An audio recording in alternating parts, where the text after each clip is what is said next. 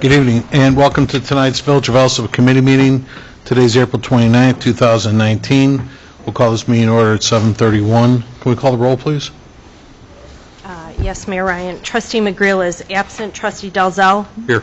Trustee Zielinski? Here. Trustee Juarez? Here. Trustee McLaughlin? Here. Trustee Murphy? Here. Mayor Ryan? Here. We have a quorum. Great. Please join us for the Pledge of Allegiance. I pledge allegiance to the flag of the United States of America and to the republic for which it stands, one nation, under God, indivisible, with liberty and justice for all.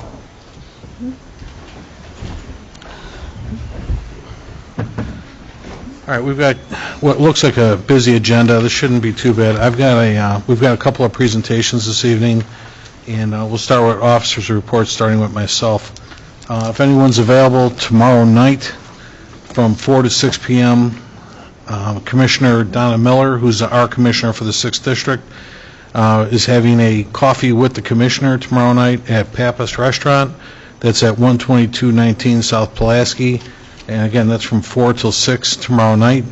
And she certainly wanted to remind all of the trustees, if you were interested to join her, you're certainly welcome to sit in and meet some of the residents if they come in. I'm actually going tomorrow to Lobby Day, so I'll be in Springfield for a couple of days. And I told her, I'm sorry, I won't be able to attend this coffee tomorrow, so good luck to her. Next, I had I want to ask the board, I'll have it on the agenda next week, but I'd like to ask for a request for an approval to have the village attorney draft an ordinance that requires the buyer of a property, anyone that buys a property, whether it's blighted, foreclosed, we can come up with a handful of different examples, that mandates basically what I want to do is mandate they start construction on any kind of blighted property within 90 days of purchasing the property, and hopefully have it done within a year, or they can come to us for an extension, like through the building department. I think this is the problem that we had. We don't have anything on the books for this right now, but this is the problem that we had when we had that blighted car wash way back when. We got stuck holding the bag on a property that somebody made a small investment in on, and the village got caught holding the bag on that then too, with just having a blighted property that nobody did anything with. There was nothing there to mandate that person to develop their property. If they didn't comply, what would the ramifications be? We were citing them, you know what I mean, but you can throw tickets out there forever. That may not get the job done, that kind of thing. And that's, building department did that, you know, all the time for, you know, for any kind of code ordinance violations and so forth. But, you know, you can't just, actually, I sat in about a week ago, I actually addressed all the Cook County commissioners on the same thing. I went downtown to the county building to support a 6B tax incentive that mandated the same thing, because people were asking for 6B tax incentives and weren't taking action on the properties that they were. In other words, they presented great plans, as we do all the time, but we must be in that lucky section where these guys are working on these immediately and so forth, but there's nothing in the language that mandates that they start these projects right away. So this is what Commissioner Miller asked me to come down and testify to, and I addressed all the commissioners, and they agreed that it's like anything else. You notice a hiccup, let's fix it, that kind of thing. So I'm going to ask, and certainly trustees, I'm up to any questions, but again, I don't want to see where people make investments in properties and then they just sit on them, you know, and then we chase them with code violations and things like that, and sometimes never collect our monies, and then they sell the property, and all of a sudden now we're trying to go after like a potential new family that just invested in our community that's going to inherit these things and stuff then too. I just question putting a hard and fast number of like 90 days on that. If you buy something that's wholly dilapidated, you're not even going to get a destruction permit within 6 months. Maybe, and that's what I'm saying. I'm going to get I guess what I want to do is I'm going to have, aside from the homework that we're going to, the footwork that we're going to do, I'm going to ask the same of the attorney. But, you know, before I spend any attorney money, I want to just make sure everybody's on board with that, and that's what I'm asking, if it's okay for the attorney to do some work for us on this matter yet too. As long as it's a sound ordinance and it's enforceable. Yeah. And certainly, we're going to bring it back, you know, to all you folks are going to review it before we approve it, but I never spend money without, you know, asking first like that. So that's what I'm going to do, is to draft an ordinance that has similar language to that. Thanks, Becker.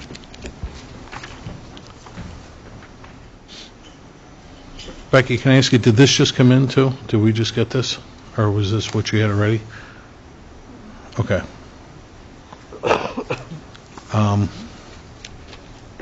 I see we've got some Park District folks here tonight, which I didn't know you were. I apologize, library.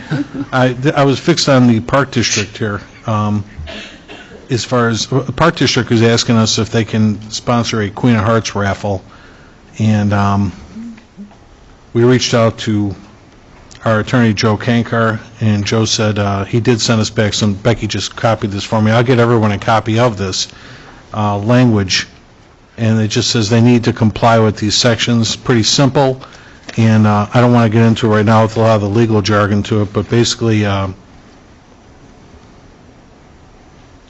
Mike Kankar, he does have ordinances like out in Manteno, and we can actually use that same ordinance that they used in Manteno for that purpose.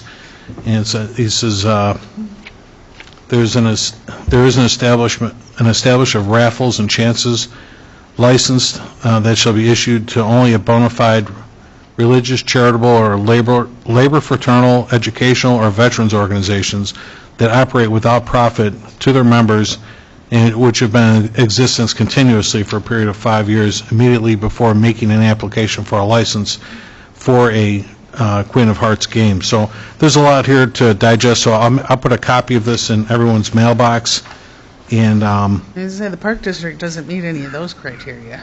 pardon me? I said the Park District doesn't meet any of those criteria. No, but they're going to run it through, I believe, like, and I don't want to speak out of turn, but Becky, were they going to work with Swizra or one of those kind of groups? But That's what I even thought. Swizra doesn't match that either. Well, that'll be for us to do, and that's what we're going to look at. You know, so, and like I said, the Park District is asking to do this, but I know they've identified an organization that does comply with this yet too, right? Okay. So I'll get a copy of this in everybody's mailbox, unless you want to hear me read 5 pages. I know that. Nope. No, we don't. I know the answer to that one. So that's all I had on that. And then next was we had a request, number one on the agenda was a request to approve a 6B renewal for Quality Snack Foods located at 3750 West 131st Street, occupying pins numbers 24-35-101-49 and 50, and basically, I'm sorry, he's got 3 pins on here then too. For renewal. I did get a notice from our attorney this afternoon that somebody from Quality was not available to be here tonight, so certainly we'll ask them to be here at our next committee meeting unless anybody has questions. Anybody have a question on that? Okay, thank you. Next, number 2 was a presentation and a request by Chicago Billboards to erect a ground-based LED billboard within the village of Alsip at no cost to the village. We had met these gentlemen last week, and we asked them to come in and make a short presentation. Gentlemen, did you want to step up? Or we've got this downloaded on our screen.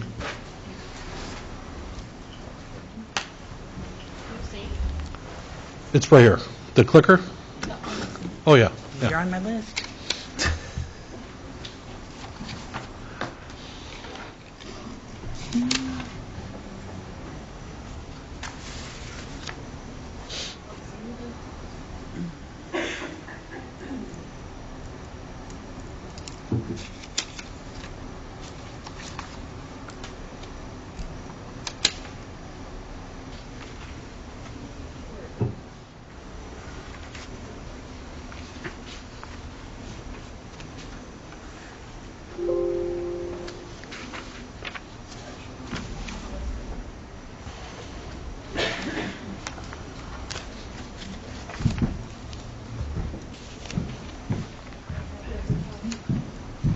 Thank you.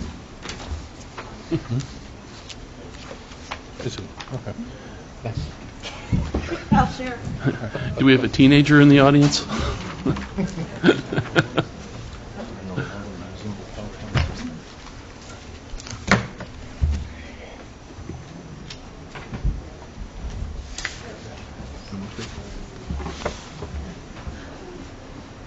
Someone's asking for it.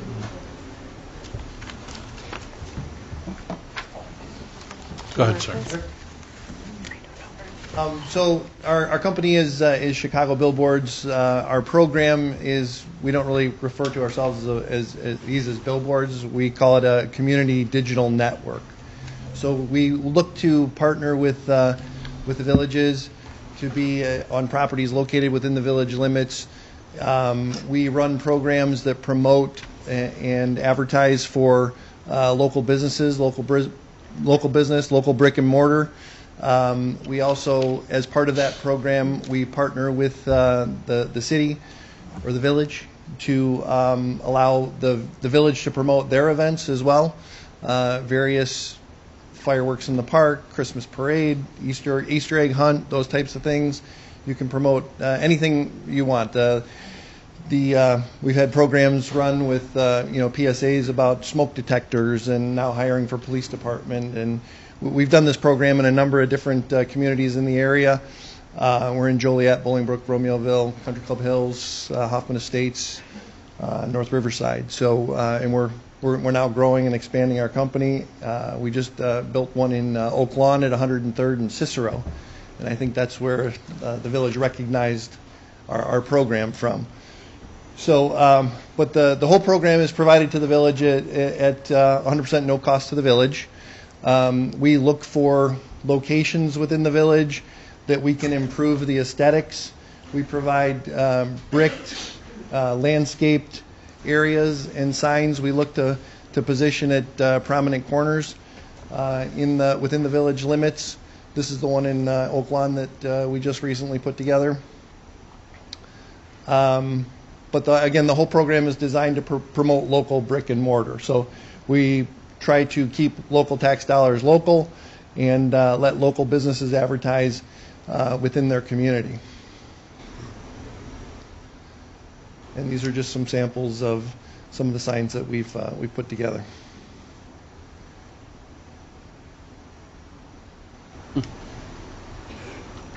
No, when we met last week, just for the benefit of the audience, and obviously we YouTube all of our meetings as well too, as far as any kind of revenues for your sign being placed out there, who's getting are there, obviously somebody's getting revenue from that. Is that obviously the proprietor of the property you're on? Well, it depends. I mean, it depends where we're at. I mean, we like to partner with the village and find village right-of-ways if that's a possibility. If it's not, then we will go to local businesses and partner with them to provide space on their property.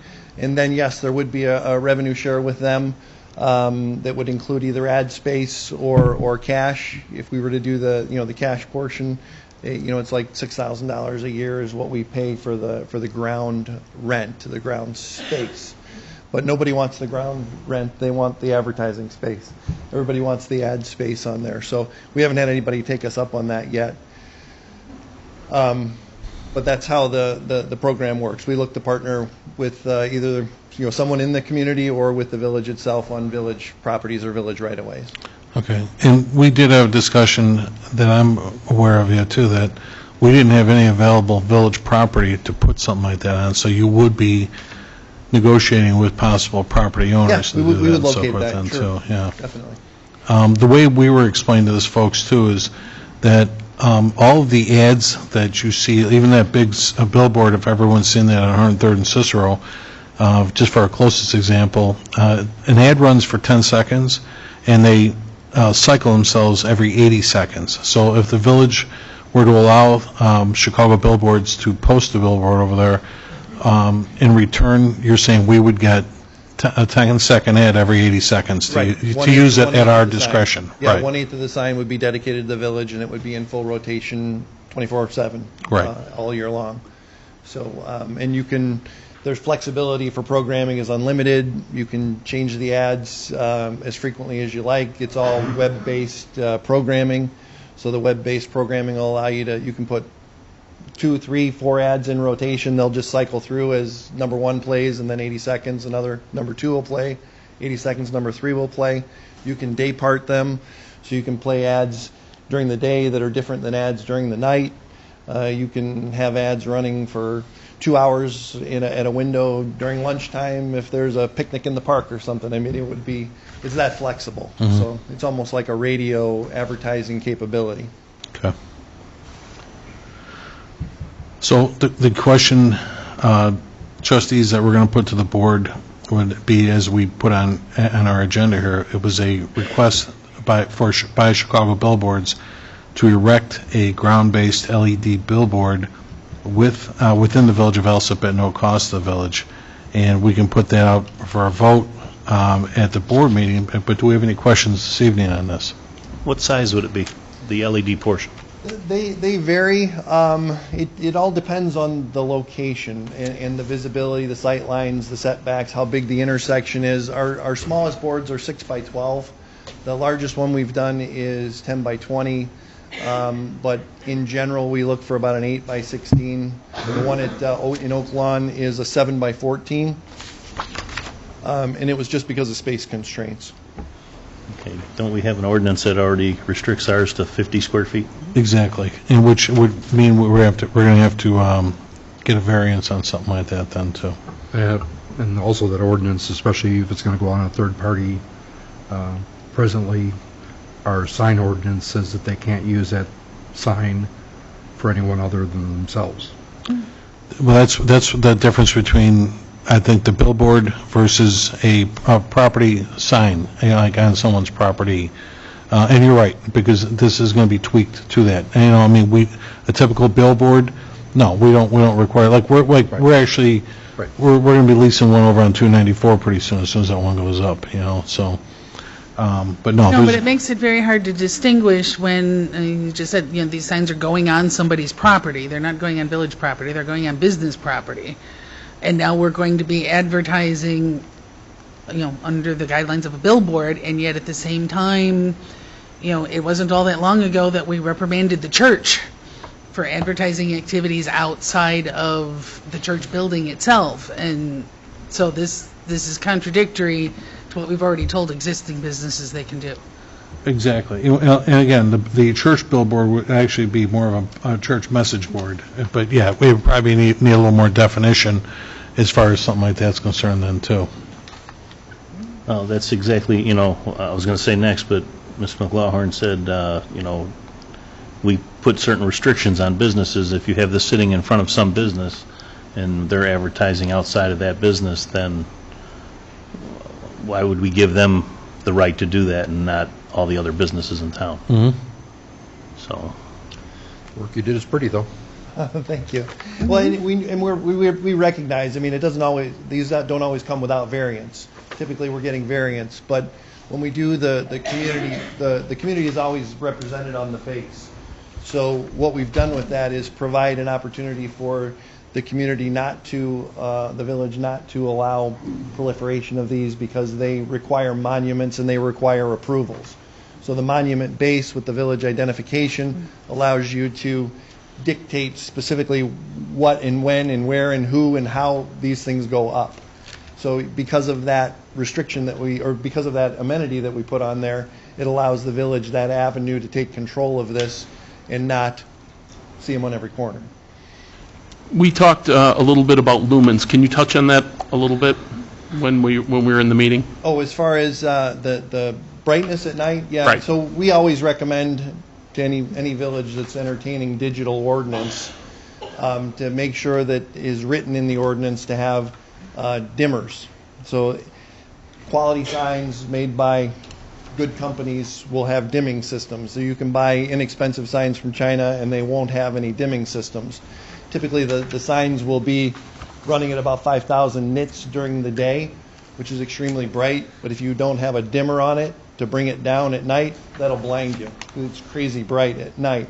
So we recommend at night that the signs be brought down to under 500 nits. So around 500, 300 to 500 is typically, depending on the ambient light in the area, that's a level that you'll want to consider if you're thinking of adjusting your ordinance to that. In dark areas, 300 nits is enough.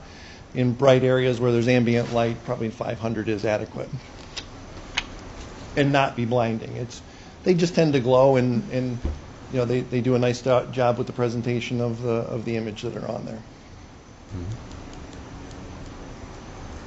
So really, to see this through, which we spoke of this in our meeting last week, was we talked about variance, and the board does make a good point yet, too. We still do have an ordinance in place.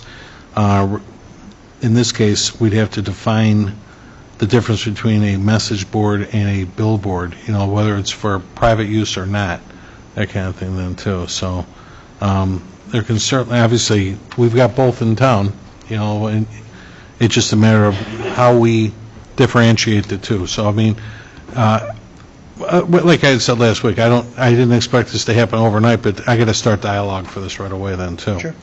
As far as the, and again, the other side of life being, too, is that we're not going to garner any, we're not getting any revenue out of this then, too, but we are going to get, the use of a message board, which is always real important to everybody then, too. In fact, our IT guy our IT manager sat in on the meeting with us, too, and actually explained about how the life expectancy of the pixels and so forth are somewhat limited on these signs. What is the life expectancy of a sign like that?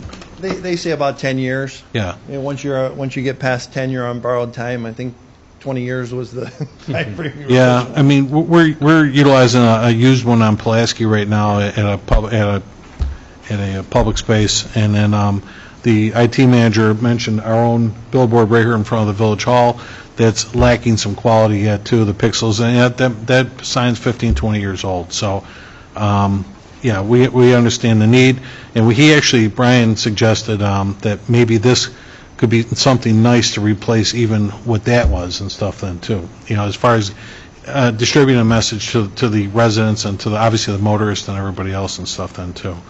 So let me work on the variance, and I'm going to see if I can draft something differentiating the two as far as definitions concerned for what private use and public use might be and so forth then, too, on a private property. And that's the biggest thing that I told you right away, is that we don't have any property owned by the village, otherwise this would be a lot easier conversation then, too. Right. But I had to share this with the board, let everybody know what we're doing as far as the public goes and so forth then, too, and we can revisit this very soon then, too, okay? Mayor, may I ask you a question? Sure. Veterans Plaza does not constitute a village proproperty? It But does, It's already but got this sign that's over it's here. already got a sign, though. That's all, I couldn't put another one there. Okay. Yeah. So, okay, but thank you very much. If you would, the clerk always asks if you can sign in because you spoke to the village tonight. Thank you. Thank you. Thank you, Mayor Ryan. Excuse me. Next on the agenda, I had a discussion and request to have a realtor of choice represent the village of Alsip and the sale of village properties. Today, myself and the property, I'm sorry, I don't want to call you a property manager, you're the building commissioner now. We sat with Frank Diliberto, who I introduced to the board a couple of years ago. Frank is a local person that's a very successful real estate company, and I'd like to have the board consider having Frank, or I'm just going to say the his name is the Diliberto Real Estate Services, LLC, represent the village as far as real estate sales are concerned, because our economic development company is there to help promote sales of the property, but they're not a realtor. They can't see the paperwork through. They're not a licensed realtor. So we need to have somebody oversee the real estate aspect of selling properties. Also, a lot of times, too, the real estate companies, such as Diliberto, have got additional resources that maybe even the economic development group doesn't, because they do more of this every day, too, as far as meeting with different companies, and he gave us some great examples today when we spoke with him. But I'd like to ask the board to agree to allow Diliberto Real Estate Services to handle any kind of real estate transactions with regard to properties that we're trying to sell on Pulaski Road right now, Pulaski Avenue. So, any questions on that? He said, as far as cost is concerned, the only cost in front would be between $5,000 and $7,500 as far as marketing is concerned, because we got to get some marketing literature out there to try and promote those properties, as well as we need a sign placed out there. They'll take responsibility for that. And in the meantime, we still have to clean up some of those properties yet, too. We've got an issue with some asbestos in the Edka Auto Sales property. We're going to have that remediated real soon, and depends on how quickly somebody might be interested in buying this as to whether or not we're going to be responsible for tearing down that building then, too. That was the original plan. We may not have to do that. Maybe we save some money if we get somebody in there faster. We did have we do have a prospective person on there, but based on a conversation we had last week, they are their sense of urgency isn't what ours is. We want to see some development now, not later, so, which is why I want to stimulate a company like this, like Delabro, to try and entice more businesses sooner than later.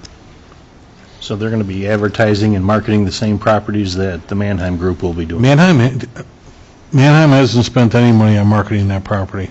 They're actually Talking the properties on Pulaski. Yeah, but we've already got somebody in mind with the restaurant people.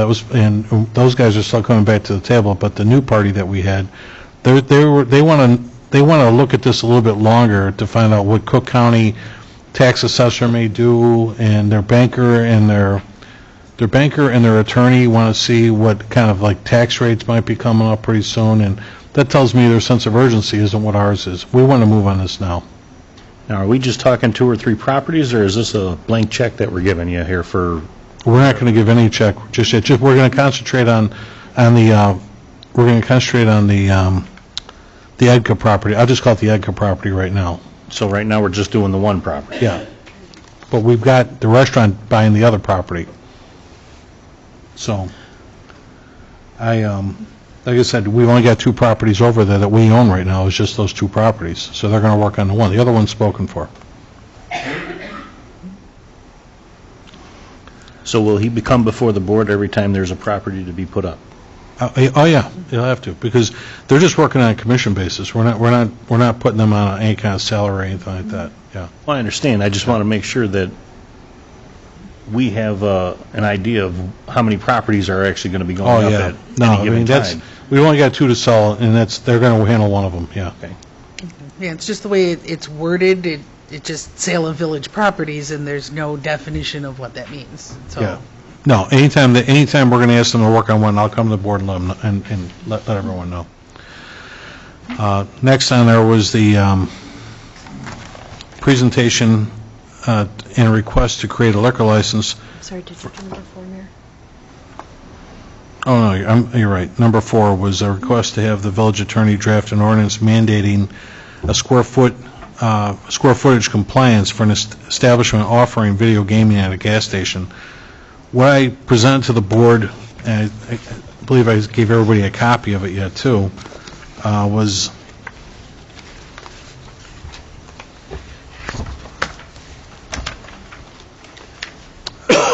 I know it from reciting the thing, is basically I want to see gas stations, even though we approved allowing gas stations to have video gaming in them, I want to see a gas station still provide the service it was originally intended for, which is convenience. So I want to see 50% of the establishment being used for retail sales. I want to see 15% used for coffee sales, etc., and another 15% for the liquor sales, because you need the liquor to get to the gaming. So if 80% of that store is still maintaining what it was designed for, is all I'm looking for. And at the end of the day, we had 2 gaming companies come in here and say you need at least 160 square feet of space to allow for gaming. And in some cases, there was a couple of establishments, and we gave some examples, is I went out and measured the inside of some of these properties, and they didn't comply. And in fact, we just met today with the Shell gas station on Pulaski, and originally he didn't comply, but now he's actually moving things. He's going to move some equipment around to make that happen yet, too. And whereas I had the building commissioner sit in on a meeting with me then, too, and we're going to have oversight to say before, like, in other words, before we allow an establishment to get, in other words, even though video gaming is available, before they can get, let's say, that new classification of license that we need to give them, we're going to make sure they're in compliance with that then, too. So number 1, you need 160 square feet just to get the machines in there. Unless you take less machines, that's up to you.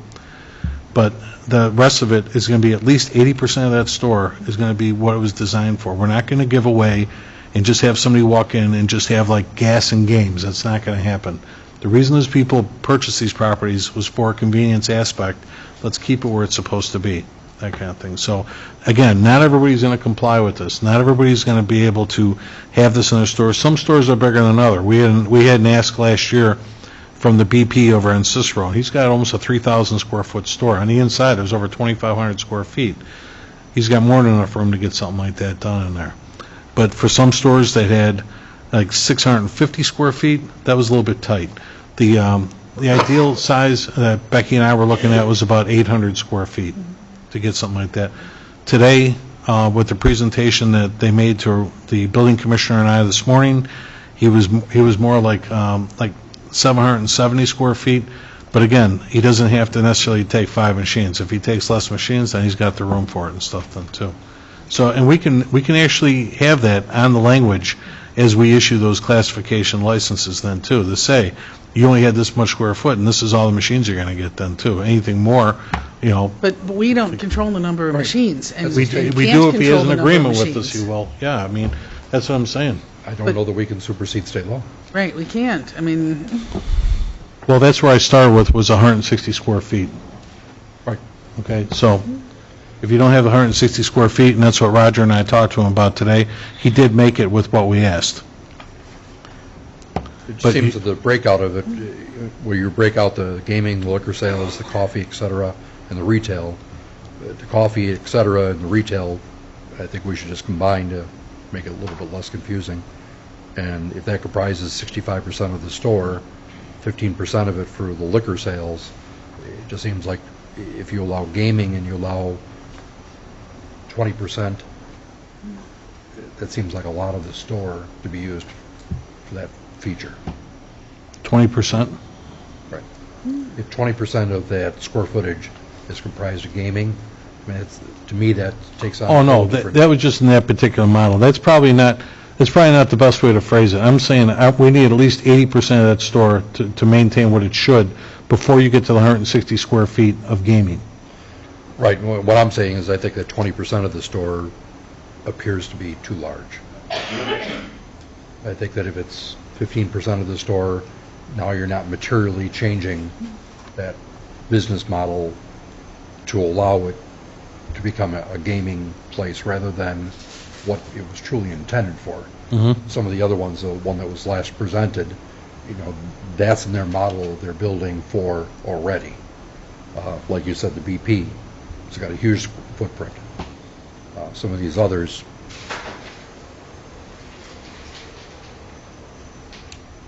Yeah, not everybody's going to comply. But like I said, I was shooting for 80% of that store to be in compliance before we get to the 160 square feet of gaming.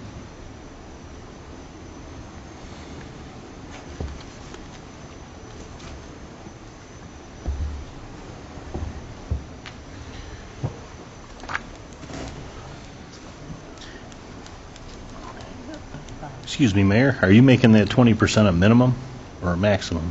That was just, that's what I'm saying, I probably shouldn't even have that number in there. All I was saying, that's just the way that model broke out, that became 20%. But what I'm saying is, I wanted to see at least 80% of a store be what it should be, is what I was going You've for. got the one... the gaming shouldn't exceed 20% Right. of the available Exactly. square footage.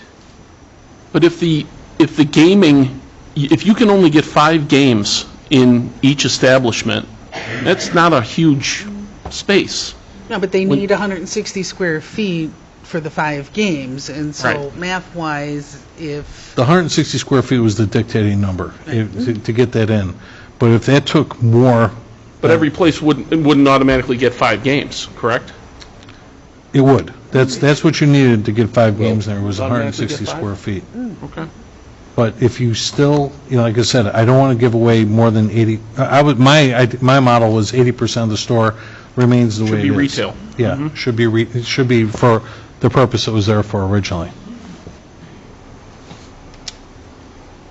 Otherwise, you're saying to the proprietors, if you said that you have to add 160 square feet on your store that seems like you're asking a lot. Now obviously we're asking everybody to add on to their stores. Everybody's going to be doing build-outs and everything else. And I don't know they would be compliant, because now you're not going to go cut into their driveways out in front of the store, and they don't always necessarily have room next to them either. And they still got to be visible from the counter in order to do what they do, that kind of thing then too. So, I mean, you can't just stick them in the back room or anything like that. And that's why this is so, I know it's important to them, but this is what they're going to end up doing. Right. And there have to be a separation between the two. There has to be a pour license.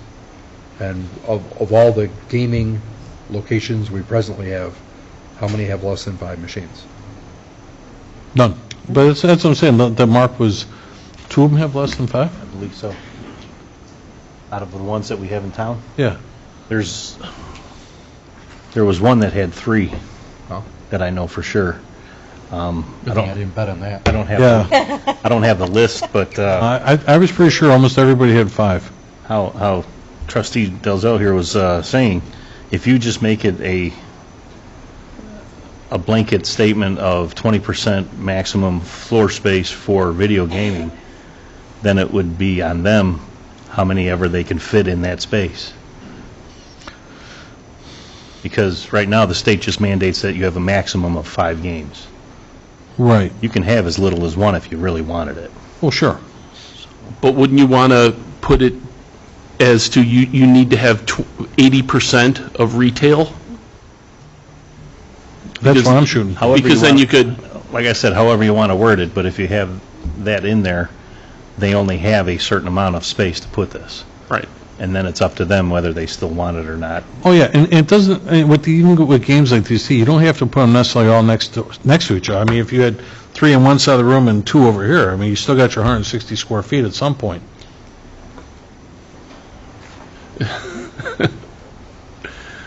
It's all got to be visible from the counter. Nobody said they have to be side by side. In fact, there's a lot of establishments in our town, they're not all side by side. So, which is why I had the model of at least 80% of its original intention, plus the 160 square feet. And that's where I'm at with the thing, based on whatever you've got.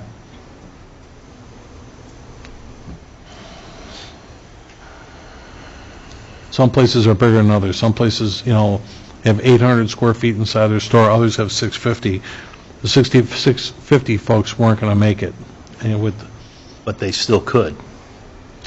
If they wanted a singular machine. If they Well, wanted if they 2 wanted a machines singular or 3 machine, but machines and that's- still wanted it, then they could still do it. But like you said, because the state regulates that, not us, and if we want to, and we're not going to change for every player that walks in there. I mean, we could, make, say that here's a caveat, you're going to sign that you're only going to have 1 machine, and all of a sudden, things change and we go in there, you got 2 machines. Now, now we're taking on tasks that we don't need to and stuff then too. Just say 160 square feet and leave it at that. If that's what they want, if they want to participate, it's 160 all day. Otherwise, I just think it's going to create work that we don't need. Now, that's kind of where I came up with this model anyway. All right. So, no, certainly, trustees, if you have any questions, get back with me during the week, but this is for consideration at next week's meeting. But it would be, as I said, it's at least 80 square feet of retail, and 20 just happen to be the number there, but you got to have at least 80 square feet of retail, plus 100, that's the way I'll word it, plus 160 square feet. If you don't have it, then you don't have it. You have to do a build-out of some type. Does that sound right, Roger, the way we're looking at that?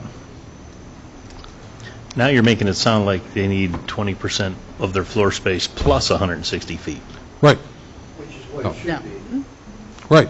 no, it's No. 20% is 20% needs to be a Is minimum of earmarked for the 160 160. square feet. Yeah, that's what it is.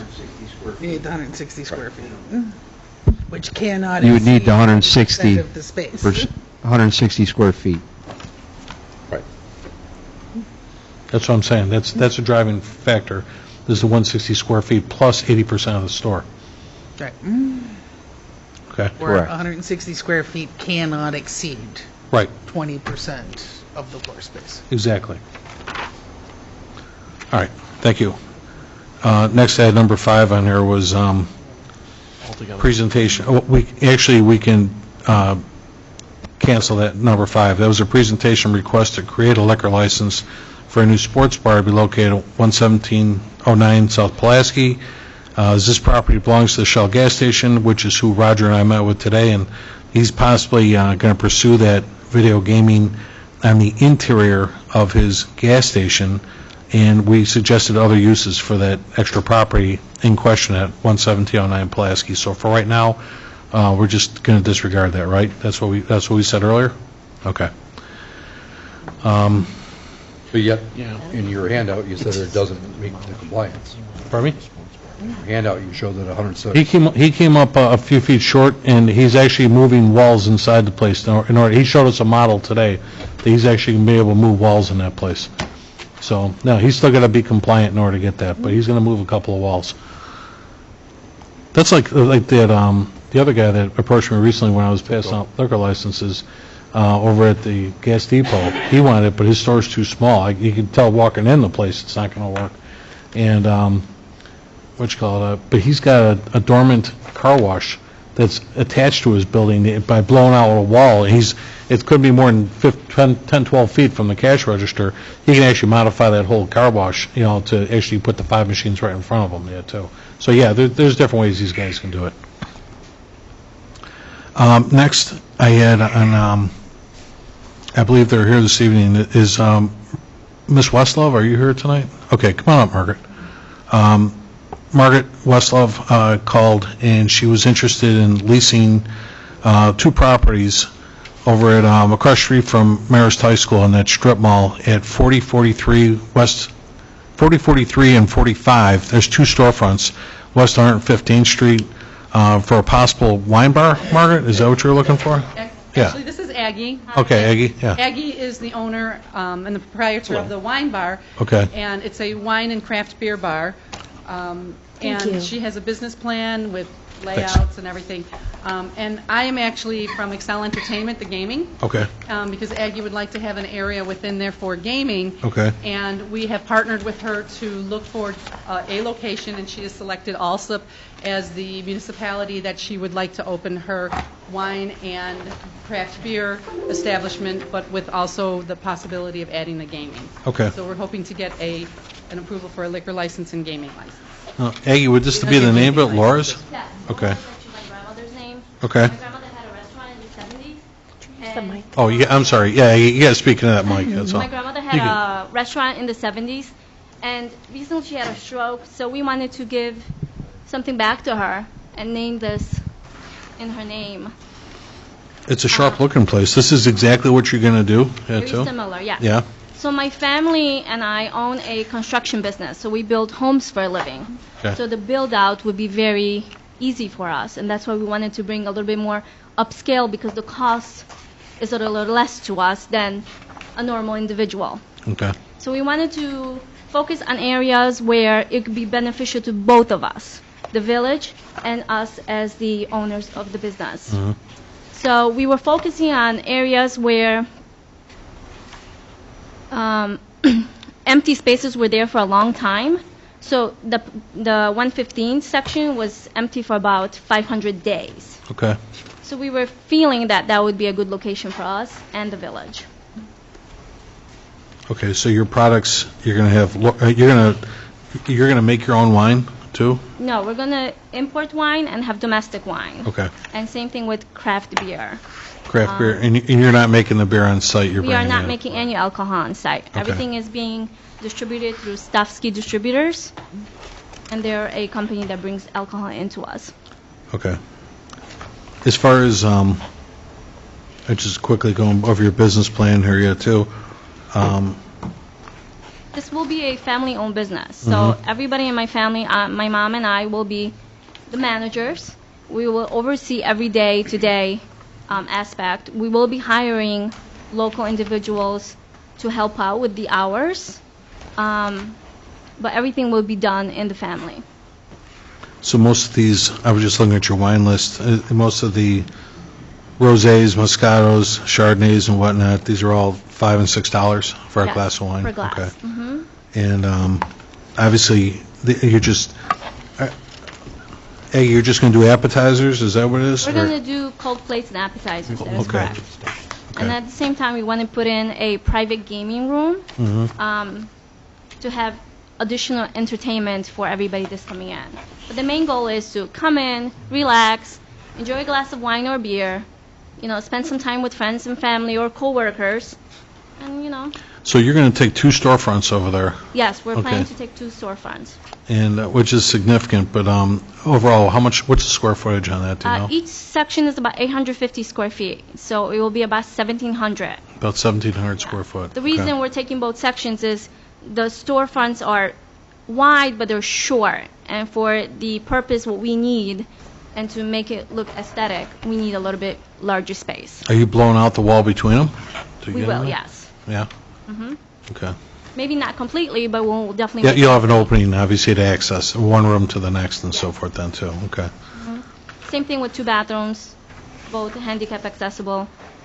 Now, someone came to me, I don't know, a month or so ago, Roger went out and looked, it's our building commissioner, went out and took a look, and we always want to make sure that you're compliant with our consumption distance. While the state of Illinois, the 1934 Liquor Control Act says 100 feet, Alsip is actually at 300 feet, and that did comply. Roger went building to building, and it's actually at 340 feet. So it does comply with how close it is to Marist High School across the street. As far as, what's your timetable on this and stuff? An average time to get liquor license through the state is about 90 days. Yeah, So once we get approved through the state and through the village, we're looking about 60 to 90 days for opening. okay. So right now, so what kind of license are you looking for? Full liquor or just beer and wine or what? Beer and wine. Beer and wine? Gaming. Yeah, well, the state does that, but you just need a beer and wine license from us. Soft liquor license. Okay. Trustees, did you have any questions? No? Because what we'll have to do is, I don't have that classification name in front of me right now, but obviously we'll need to create a beer and wine license for this establishment. And then, obviously, as long as you know you have an end game in front of you, obviously there's applications, the police department takes care of that and so forth then too. So right now, just so you're familiar with cost, Becky Smith, she can get you all the upfront, or the costs associated with, but there's still $1,000 background checks. I believe an initial license, was it $5,600, Beck, for a license? Okay. Okay. And then certainly, building department will go in and take a look and just obviously make sure everything you're doing, you gotta get permits for all the work and all that kind of thing then too, so. That strip mall really isn't being utilized very well over there, and you know that too. I mean, agree. you see the empty spots over there. Unfortunately, they had a couple of good tenants in there, and they wanted to do something like Penthouse Suites was in there where she was making the cupcakes and all that kind of thing, and then they had that barber shop. They're not there anymore, right? They left too, I think, right? There's a convenience store, Yeah, and then just the hot dog guy that's there yeah. too, the poorhouse. like a employment agency, and something else. Okay. I don't Oh, recall. that's right. There's a staffing agent. He's right next door to you then, right? I think so. Okay. Yes. And with me holding a real estate license and then my family being in construction, we want to focus on areas where it will be beneficial to everybody, not just the business owner, Okay. but also the village. All right. And, the surrounding neighbors, where they could come in, enjoy a glass of wine, and not necessarily drive to downtown, for example, enjoy something nice in the area. Roger, any issues with parking over there and so forth? No, I don't see any issues with that. Okay. They do have ample parking. All right. All right. Well, thank you, ladies. If you can sign that for the clerk. I just have a quick question. Yeah. Is it I'm just curious, is there an availability of an on-premise liquor license, or do you have to necessarily create a new one for just beer and wine where she would have an on-premise liquor license, but her option is just to sell beer and wine? instead of creating a whole new one? Well, we don't have any available. That's the reason we had to do that, yeah. We never just leave them laying out there. This way we have more control over who's getting them and so forth Okay, then, so it's a too. municipality that you create them as needed, rather Yes. than saying there's 20, and when 20 are done, they're done? Exactly. We Okay, never, perfect. we always adjust that number. Let's say if somebody were to move or close an establishment, we'll reduce that number then, too, because we never just Oh, leave those lay okay, out there. so it just then, too. fluctuates with the need? Yes. Okay, perfect. Okay. Thank you so much for your time. You too. Thank you. And then just to kind of finish up what I had on here then too is a request. I am going to make a request. I got to get 2 people. I'm looking at another person right now, but I'm going to request from the board to approve I need to replace 2 police and fire commissioners. I did speak with one gentleman. I talked to him a while ago, but he said he is, I mean, I talked to him again recently, but he said he was interested, was Judge Tom Dwyer. I don't know if I mentioned to anybody, but Judge Tom Dwyer was interested in that position as a police and fire commissioner. He would actually serve, they serve 3-year terms. I actually have Greg, 2 of our commissioners right now, Terry Vershik wants to retire at the end of this month, and his term is up, and Greg LeComp is going to be moving pretty soon, so I got to replace Greg as well, too. Greg's term was actually up last year, but part of, he wasn't, he's still serving on the commission now, but you actually still serve, even if you want to retire, you still serve until a replacement's made for you, and Greg said he was fine with that, but as long as I'm finding one person, I'm going to find a second yet, too. So I'm vetting those right now. So I'll put that on the agenda next week to ask the board if they'll approve that appointment of, he's a retired judge, Judge Tom Dwyer. And like I said, his term would go from 5/1/19 to 5/1/22. Let's see, yeah, 19, yeah, 20, yeah, 22. And then the last thing, and I'll get off, I'll let everybody else do their reports here real quick. Actually had 2 calls today, and this is really, I mean, this is why we're here for committee discussion right now. Had 2 calls today about the property. She's been trying to sell this thing forever at 5510 Calsag Road. It was the old Verizon Wireless property, and it was a small car dealership years ago, and then it was the Verizon Wire dealership, and today a woman came in and she wanted to open a Mexican cuisine restaurant over there at that location, and obviously to do so we'd have to create a liquor license for her to do that at that location. It's about a 2,600 square foot facility. I looked it up on Zillow today, and it seems like it's got, Roger, how many parking spots on that one, ballpark? I know we've looked at that a couple of times. Roughly 12 to 14. There's at least 14, and she could probably even get more because there's plenty of room all the way around that place yet, too, to put some angled spots against the building and so forth then, too. And then tonight, I got a call from Chuck Roby, a real estate agent. We've worked with him on a few projects recently. He's got a gentleman or a person that wants to open a car dealership over there, and at that same location. And that place is set up on the front where it's got oversized doors that you can drive a car right and have a showroom right in there. It was actually designed that way years ago with the oversized doors.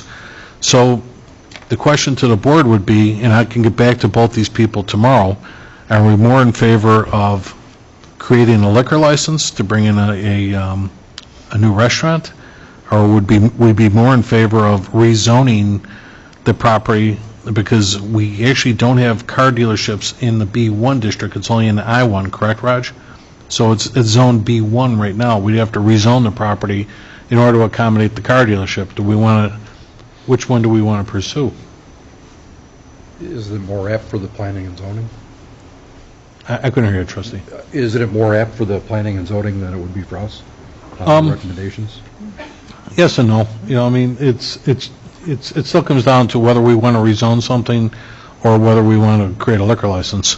And either one, we're going to have final say in it. So that's what I'm saying. Which one do we want to pursue?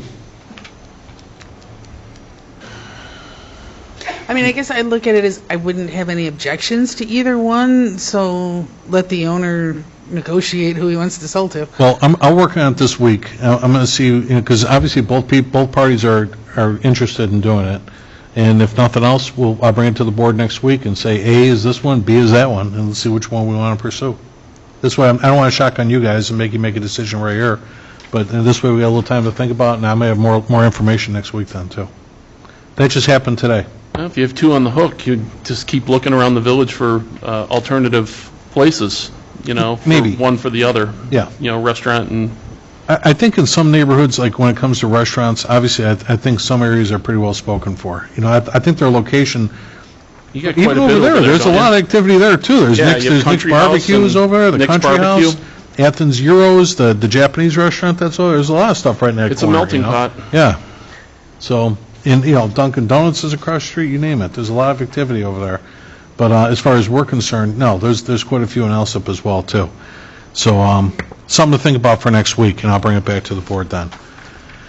Fortunately, that's all I had, and I apologize for taking 28 minutes here. But, what am I saying? 28. Almost an hour, yeah. So, I'm looking, it's 8:28. Water? Yeah. So we'll go to the clerk's report. Thank you, Mayor Ryan. First is the presentation of the March 2019 IDOT motor fuel tax allotment in the amount of $36,376.17.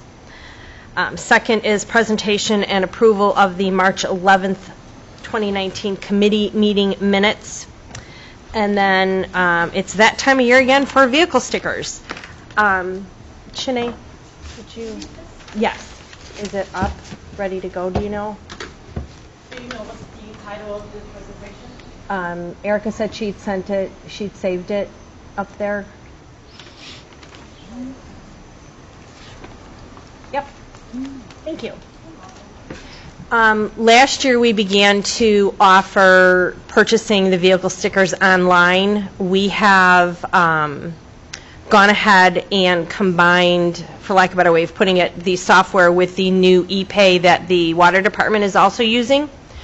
So you would click on the top where it says either ePay for water bill or vehicle sticker. Okay, why is this not working?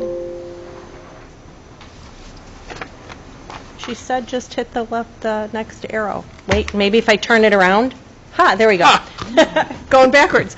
I'm sorry. And then on the next screen, you would simply say make a one-time payment, and then it would come up and you'd be able to follow the prompts and go all the way through. Last year, you all know that the sticker was Eddie in honor of the police dog that had served us well and to support all of our first responders and the people who have served. The tagline at the top of our webpage now when we open up the computer is Village of Alsip, a great place to live. I wanted to take that a little bit farther and tried to think of something within the community that serves everybody, young or old, and learning came to mind for me. So we have great schools that serve the village, both elementary school districts as well as a great high school district and a community college. However, we have this wonderful building on Pulaski that has last year served over 1,100 programs to residents, from making slime, which one of these days I think I'm going to have to pop in and try to do that, to learning how to use computer programs. They also have been fiscally responsible enough to pay off their 2 bonds years early and are currently debt-free. They've had staff that has spoken at the Illinois Library Association Conference for 3 years running. And also one of the most impressive things is their board president has the longest tenure of any board president in Illinois in the public library history. So without further ado, this year's village sticker is in honor of the library and the Village of Alsip is a great place to live and learn. So I would like to present the library with a sticker. Nice. That has been framed. It is a truck plate. Hoping maybe a bookmobile in the future. And it is number 2013 because that's the year that your new library was established. Very nice.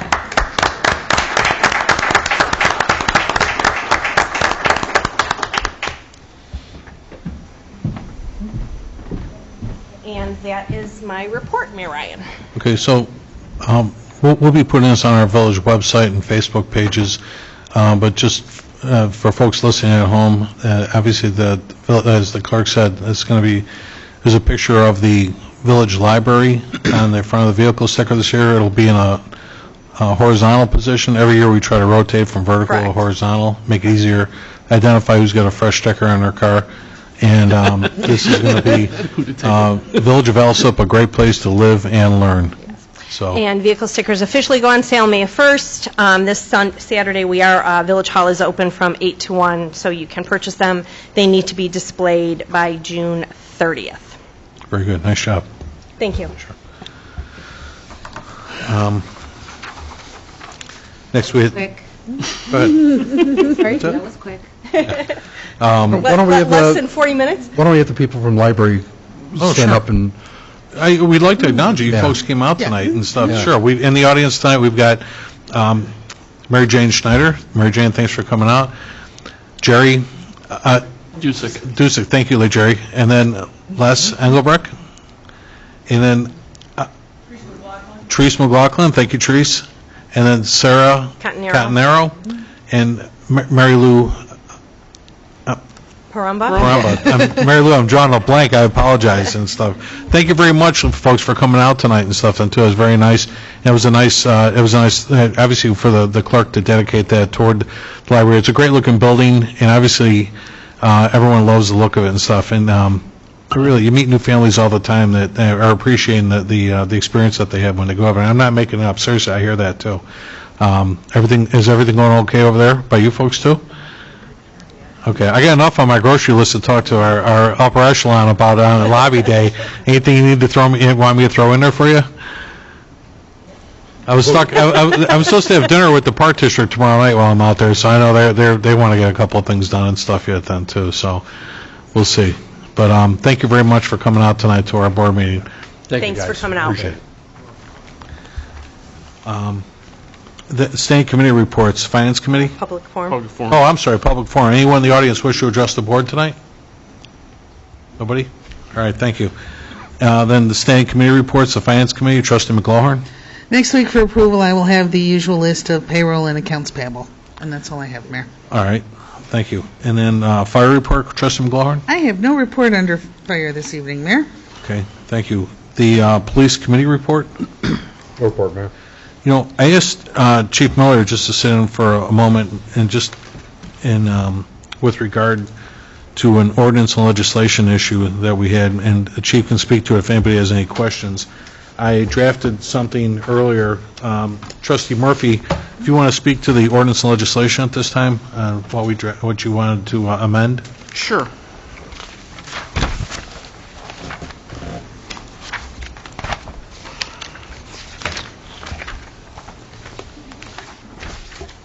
Caught me off guard here. There we are. We have a request to have the village attorney amend the ordinance regarding restraining of an animal and the need to strike obedient by a person's commands. Change to dogs and cats are required to have a leash applied to said animal and controlled by its handler. Ordinance number 79-41-1. The reason we brought this up, Trustee Murphy brought this to our attention, is we've been getting a small handful of complaints about dogs getting loose while people are even out walking their own dog, and that your dog might get attacked by another.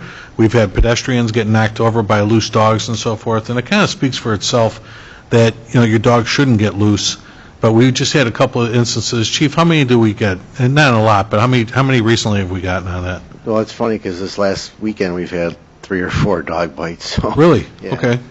And most of them are obviously dogs that got out or running around the neighborhood, so. And it just so happens, Trustee Murphy, just a couple of times you stopped by in the afternoon or something on the way home from work. I'm like, well, we got another one today, and people are sending us emails to myself or my assistant, Becky Smith, with regard to being knocked over by another dog and whatnot. And really all we're looking for here is to make people maybe more so responsible for while they're walking their pet, because some people aren't even putting their pet on a leash. They're just walking with the dog. And right now, this ordinance, this language hasn't been changed since 1980. The current restraint language says, the owner or keeper of a dog or cat shall keep the dog or cat under restraint at all times, and shall not permit such dog or cat to be at large off the premises of the property, which speaks for itself. It's, while it's on the property of the owner or keeper, unless the dog or cat is under complete control as defined in Section 523. Section 523 restraint says a dog or cat is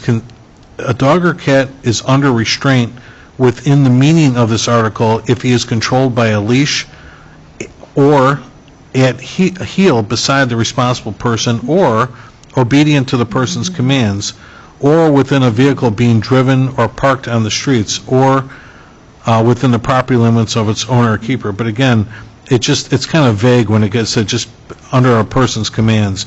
It really doesn't mandate that the animal's not on a leash.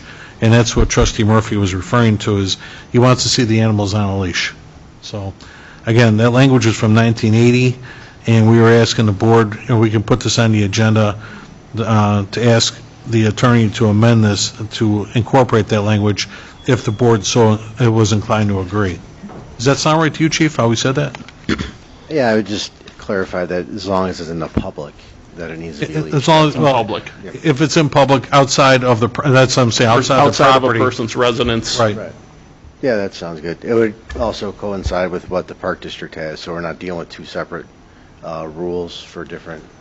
Right. A loose dog speaks for itself. It's a loose dog. But if you're with your dog and it's not on a leash, I guess it just makes some people feel more comfortable with the fact that your dog or cat is on a leash and stuff then too, So we can put that on the agenda next week for an approval if everyone agrees to change the language on that. Any questions, trustees, on something like that? Look like you were an ass. That's why I'm looking at you. About when you bring Steve over to visit my house. Steve is my dog. That's why he's saying I have a 107-pound German Shepherd. Yes, but yes, I have to put him on a leash everywhere I go. And I found the ones that harness goes on his back, he walks much better than the one that goes around the neck and stuff yet too. So I'm just saying, if you have somebody visiting, and now all of a sudden by this, you can't have the dog run in your neighbor's backyard. I see what you, well, yeah, it's supposed to be with, that's what it said, the keeper, either the owner or the keeper, whoever's the keeper for the day, that's all they're saying. That would be the keeper. Right. All right, well, it sounds like we're okay with that then. And I'm sorry, Chief, you had to sit through an hour of my meeting to get to yours and stuff, and too, so, Highlight was the library sticker. Yeah, I apologize, yes, that was better. Thank you. So, Mayor, I had one other thing. Are we clear for a swearing in next Monday evening? sure. We had late Friday, we had received word that our police candidate had passed his polygraph, so he's scheduled for a medical Okay.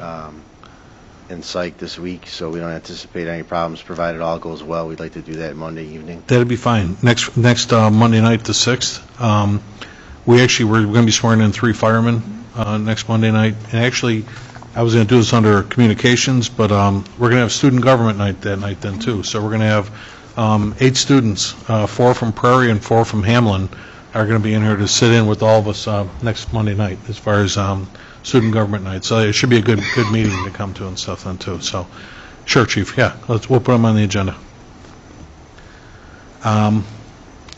Public Work and Boat Launch, Trustee Juarez.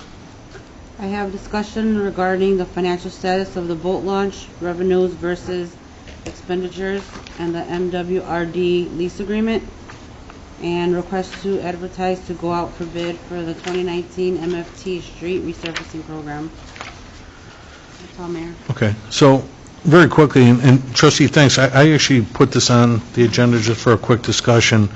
I gave everybody, I threw a copy of this in everybody's mailbox earlier tonight, and it was brought to our attention recently when we when the village re-signed its lease agreement back in 2014 with Water Reclamation for the boat launch.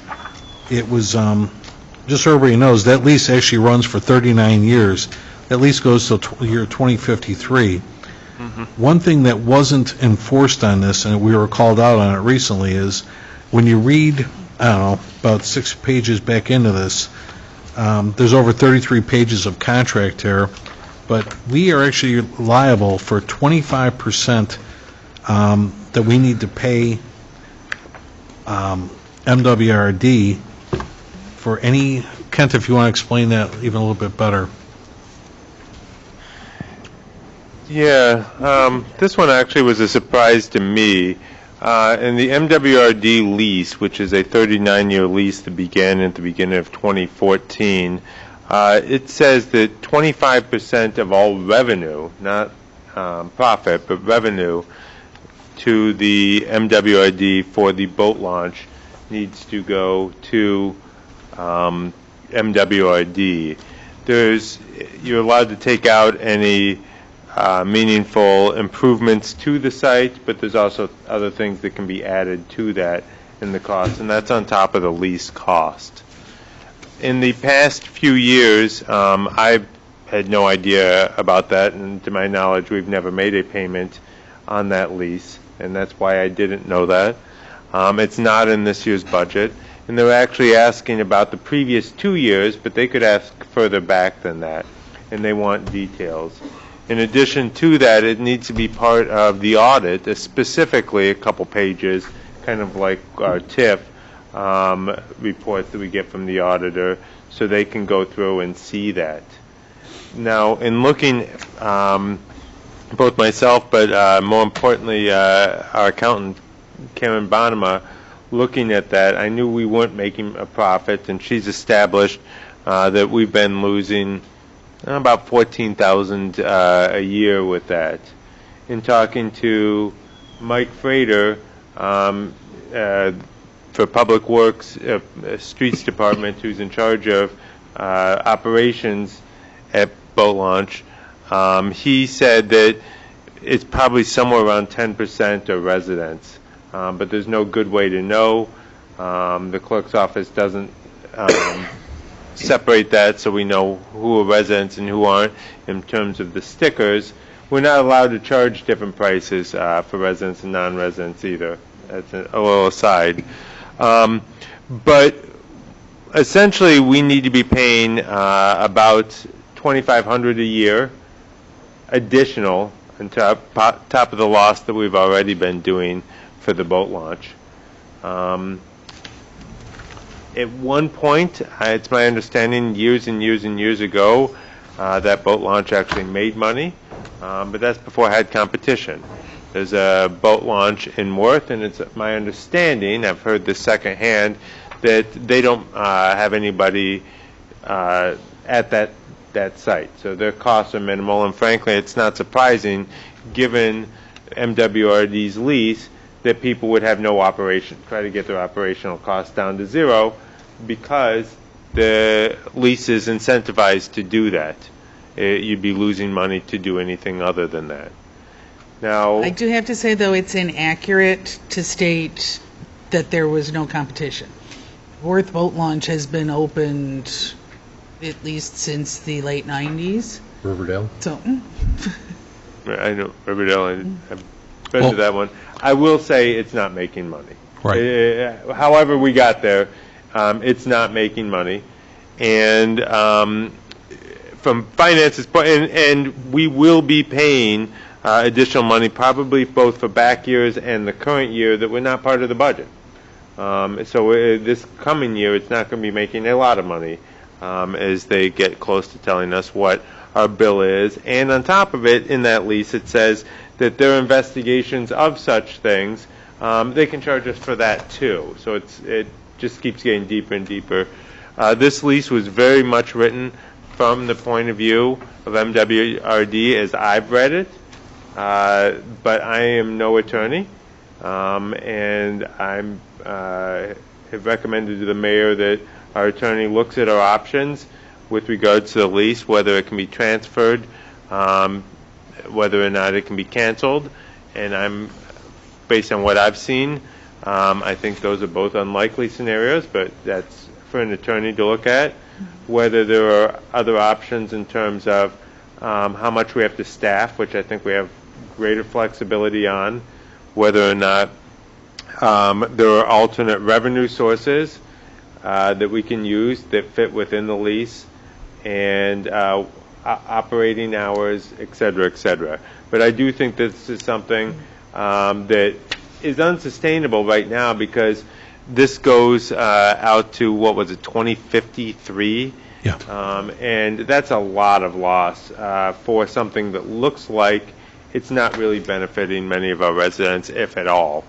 The vehicle not the vehicle stickers, the boat stickers are, I think, $50, and we don't even sell 20 of them a year. And again, most of those, from our knowledge, we can't reconcile that, is almost none of those are even Alsip residents, or very few are.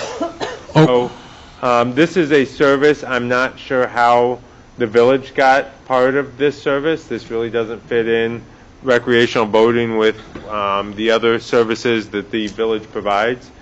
And I'm not sure that we have much we can do about it because, as I said, this lease, from what I can see, looks like it can be canceled for all sorts of reasons by MWRD, but not by the village. So I think we need to really look at what our options are and really kind of get out of the box and explore everything from staffing to hours to alternate revenue sources to cancellations and anything else that we internally can figure out or the village attorney can figure out, because this is just a lot of money leaving. And this is a general fund expenditure. This is a lot of money leaving with, from what I can see, very little benefit to the residents. I monitor this thing for the last handful of years when I was on that committee, and as Trustee McLaughlin had mentioned to me, she's, years ago that really did make some pretty significant revenue, and I tell you, in the last couple of years, I can't explain it, but there's no traffic down there. It's sparse. We look at the receipts all the time. The receipts are kind of slow, and as you said, Ken, part of the agreement that we have here too. That's why the clerk's office doesn't have the information. It's because it's not important to us that you don't differentiate between a resident and a non. Everybody pays the same rate. Yeah, it is. That's part of their agreement. Same rate. Yeah. It would be nice to know that data, but since everyone pays the same rate, it'd be nice to know it from your point of view because you represent the businesses and residents of the community. It'd be nice to know if anyone was getting that benefit because we're not even sure anyone is, but there's so few. You're selling stickers. 20, so it's... We're selling less than 20 What difference does stickers, that make even? And my guess is 1 or 2 are residents. I mean, this is an expensive thing, losing $15,000 a year. Actually, it's going to be greater than that now with $2,500 a year going to MWID on a losing proposition all the way till 2053. So we just need to really explore our options. Again, based on the lease that I've seen, and it's over a 50-page lease, based on the lease that I've been reading, it's not well written for options for us, but we need to look at everything we can do and probably bring it back to you. But I just wanted to let you know that MWRD is, based on the lease, they're coming back to us for prior years, and we're going to have to be doing future years, and there is going to be a budget amendment on that this year. When all that gets settled up, and we're going to have to increase the budget on it on future years as well. We can certainly direct the staff in the clerk's office to ask that question for this year. And I would appreciate that. The other Don't they thing, still fill out the application form? Yeah. So, Yeah, They put their address on it? yeah. We could probably pull that's those part and of the find out. they do, but they don't store it in the way they store it with the sort of dailies, and it doesn't get pulled off to a separate bin where it'd be easy to pull as they come in one by one. So Seasonal pass is the low volume, the daily ones are Right, it's the dailies that we're going to keep an eye on. But again, even the dailies, we bring in about 10,000 a year. Now, one of the recommendations could come back that says we're below where other places are and we need to increase the prices. It may be that we're above where the other places are and we need to decrease and we'll get more volume. I don't know, but we just need to be looking at a lot of the options out there and seeing everything that can be done, because it's a business. I'm not convinced, I'm not in your position, but I'm not convinced that it is a benefit to the community for the cost. There's better uses for those dollars. Our Public Works Director, Mike Frater, went over to take a look at Worth's facilities, and he did say they just recently, they've got their boat launch fees at $10. Ours are at $7 right now, so that's one thing we can do. We can get more competitive and certainly adjust our fees to be competitive with theirs, too. You know? Yeah, and I also talked to Mr. Frater about this. He's not feeling that finance is overstepping his turf at all. In fact, that the losses that we're talking about are actually underestimated because he has to send his people over to mow lawns and maintain it, and we're not, and the finances costs are not reflecting those labor hours. Maintain the docks. What? Maintain the docks. Maintain install docks, all sorts of maintenance over there, none of which counts against improvements to the facility. So from his point of view, he's spending labor hours that are tight already. No, that contract is tied in with our landscape contract. That's already been figured in. Well, he does say he does do labor hours. Maybe it wasn't the mowing, but he is doing labor hours. Yeah, like as Trustee Dalzell said, he maintains the docks. He's got to clean those periodically and stuff like that, yeah. I That's stand not corrected, but ongoing, I mean. I stand corrected, but he's not feeling like we're invading his turf by bringing this subject up. Sure. This is taking labor hours from him. All right. So certainly, trustees, that's what we wanted to bring. Again, we're here at committee. I'm sorry, we're off 2 weeks, so a lot of the stuff gets backed up a little bit and stuff then too. So that's why we have so much on the agenda here tonight. He did ask, before we got this from MWRD, he did ask this board and got permission for summer hiring. It's not quite to that stage yet. He said he was comfortable in holding off on the additional hiring until he had a chance to let you guys know your options and ruminate on it. For the boat launch. For the boat launch, Right. if that works. Just the boat launch, Right. not his regular. Mayor, is there any chance we could turn this over to the library? They're right here, I'm sure. I just saw Les raise his hand, that kind of thing, He's yeah. very excited about it. So, no, we just want to keep everybody aware of what's going on. And then just very quickly, just this afternoon, Mr. Frater sent out a notice for the record. Some of the subdivisions that are going to get street resurfacing that we're going to go out to bid on, we're going to resurface the Chapel Hill subdivision. We're also looking at Lamont Avenue between 115th and 112th Place and 113th Street between Lamont and Lawler. Also, we need to resurface Shirley Lane and the industrial area over here off 123rd. And then Pulaski Avenue alleyways behind, let's say, over by the library there, coming through the alleys from Pulaski, he says between Pulaski and Springfield. Pulaski It's east of I think it's Pulaski, the other and way. I honestly do not understand why we would put money into these. I mean, looking at the map and the drawing that he provided, and the fact that all of these properties already have access from a street, I would much rather see our road dollars going to some of the worst condition actual roads. It appears like one you could easily vacate. Well, and The other one, I'm not sure, because it appears like there's egress through that alleyway. Well, yeah, I thought that at first on the one, but it's when you really look, it's split down the middle and both sides have a street. They have a street, but if you take a look at some of those further south, I said maybe the ones just south of 115th Place. right. Those are, they're accessed because they don't have street-facing driveways. Yeah, I stand corrected. I was thinking of the alleys that were over by the library. These are actually the alleyways that run behind 115th Place and Demon Dogs. and over near Demon Dogs there. Right. But I see no reason whatsoever to be surfacing the alley right next to Demon Dogs. I mean, I think because you've got on each of the, on the first block there, you've got all those apartment buildings. So is that even considered an alley? Yeah. Yeah, because it's still a service road between the buildings back graders. there. I mean, but you do have a street right here. So this is actually the alley that goes between Nancy's Pizza and Las Fuentes. That's the first alley down from Pulaski to Springfield, and the second would be next to Demon Dogs, as Trustee McLaughlin said, back to Springfield again. They must be I know the alleys the alleys just west of the library, those are in really bad shape too. There's a couple over there as well. But but this one here, a vast majority of that northern property is actually in the city of Chicago. So, and even from the picture, you can see that it's off-street parking right off of 115th Place. So that alleyway, to me, It doesn't appear to makes more serve a sense that we purpose. vacate that Exactly. property. The other one, I don't think that we have that opportunity. You know, I'll confirm this, but I could have swore that those few homes facing 115th Street up to Springfield, I could have swore those were Alsip houses, no? Are they? But is that unincorporated?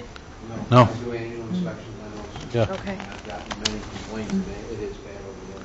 I think Springfield going east, trustee, I think that's where it kicks off to Chicago or Marionette Park or something, to Garden Homes anyway. But certainly, trustees, I'm fortunate, Mr. Frater has represented us tonight at a Southwest Conference of Mayors watershed meeting, so I asked him to sit in for me at a meeting. They never have Monday night meetings, but he's at a meeting tonight representing us there, so let me talk more with him tomorrow and double check. Obviously, we always rely on their opinion if that should be a good road to replace, or obviously the MFT money, we don't have a lot of alleys in this town, but that's certainly one of them. Let me talk to him about the conditions thing even more and find out. Might be a thing that you could vacate that property and make the property owners themselves. Yeah, A public street serving everything else. let me talk more with him tomorrow. That's why I wanted to get this out so everybody knew what we were looking at. Next on the agenda, we had the building committee, trustee Zelinski.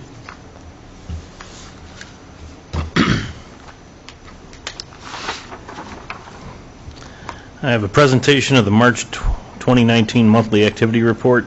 There were 75 permits issued, and for cash receipts, there was $15,714 collected. That's all I have tonight. All right, thank you. The water and sewer committee, trustee Dalzell. No report, Mayor. All right. License committee, trustee Juarez. I have a presentation of the list of licenses dated April 9th through April 26, 2019. A request to have textile donation bins licensed in the village are provided by Helping Hands at no cost to the village, with the village receiving 5 cents per pound collected and paid quarterly to the village. That was actually something that came in. Becky, do you want to speak to that real quick? About the Helping Hand donation bin?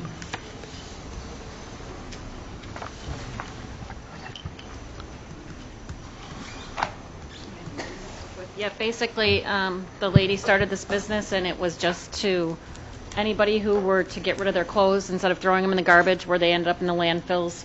She said that she's got these boxes. You put them in there, and we get 5 cents a pound for them. We can either donate it, use it for whatever we want to. My suggestion was it's something that we can maybe just donate to Worth Township that provides all the 15 different municipalities around us.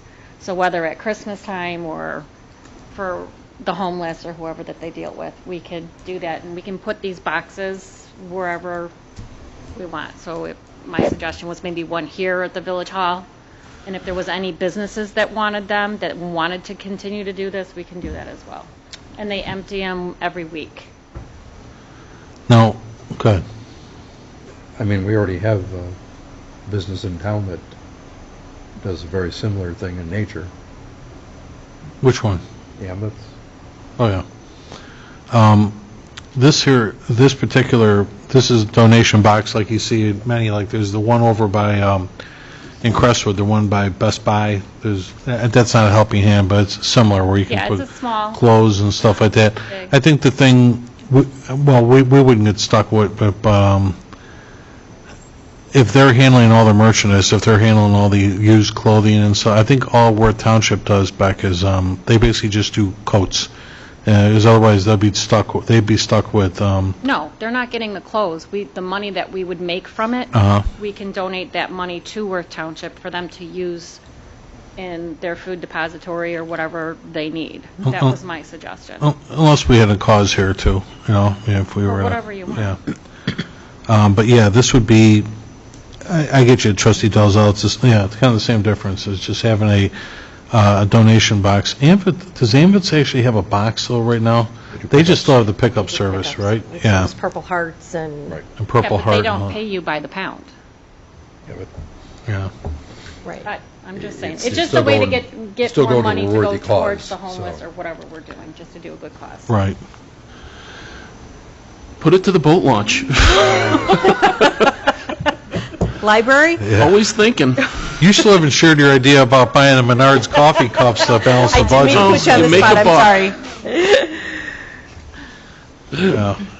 Trustee Murphy, I still like your idea with that. You can buy a Menards coffee cup for 99 cents, and there's a $1.99 rebate on that, and he wants, I'd We say, can I balance don't know the what we're going to do with all budget those so cups when easily. we're done with them, but, it's a heck of an idea and stuff then, too, so. Every resident would just buy 10 cups.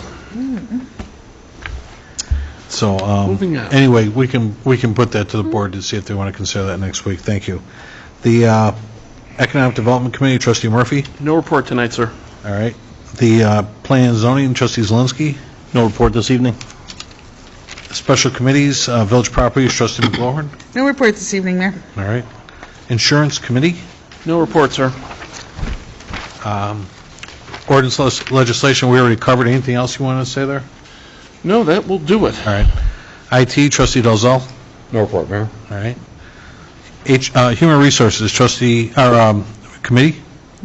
We have a discussion regarding request by an employee hired late May 2008 who claims to have not been paid for 3 floating holidays and is asking the village for said compensation earned that year of approximately $1,500. Shanae's here, our HR manager. Shanae, you want to just throw a background to that real quick? Yeah, this was something that we did discuss the last committee meeting briefly. Again, it's an employee hired May of 2008. There were 3 floating holidays that were not paid, according to the employee. The only thing that I was supplied with was an employee attendance record that shows that these dates were not those days were not paid. Our payroll records, it really combines floating holidays and holidays as well. So it's not really something that we can verify. Our current payroll person was not doing payroll at the time either. So again, that's something, because of the amount of time that passed by, she can't verify as well. The total amount for the 3 days is $1,540.08. I'm having a hard time envisioning what positions are making $500 a day. It's a union position. But I didn't want to, disclose, obviously, the employee's name or And department or I don't want to anything. know any of that, but I mean, at $500 a day, that's a very hefty rate, and I mean, certain positions get their holiday pay as a lump sum twice a year.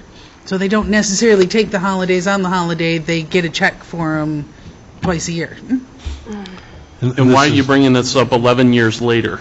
If somebody owed me $1,500, I'd be over them. I'd be on them right away. This just came Well, up, and right? plus the policy says use it or lose it. So coming back Lost it. 11 years after the fact, I think they lost it 3 times over. Well, that's, again, we, just wanted to put it in front of the board, and because it is an expense, so that you guys can, review and make the call on that. Right. We vote on that, or what do we do? All right. We'll put it to the agenda next week and Okay. do Next that. week. All right. Thanks, Shanae. Health and Pollution, Trustee Murphy. No report, sir. All right. Traffic Safety, Trustee Dalzell. No report, Mayor. All right. Any presentations, petitions, or communications? I have a communication of the 3-club golf outing that I've been instructed to promote for Friday, May 17th, in association with the Alsip Chamber of Commerce. They are still looking for hole sponsors, corporate sponsors, and golfers. If you would like any information on this, there is the Alsip Chamber of Commerce website that you can go to, And this, again, is on Friday, May 17th at Fountain Hills Golf Club. Start tee-off time, check-in is at 3:30 to 4:15 p.m. It is 9 holes, and that's all I have. Also, I'm sorry, were we going to talk about village cleanup this, oh, good. no, I was just going to remind everybody, the village-wide cleanup day is next Saturday. Saturday. This Saturday, the 4th, from 8:30 till 11:30 in the morning. I actually had a call, I got an email today from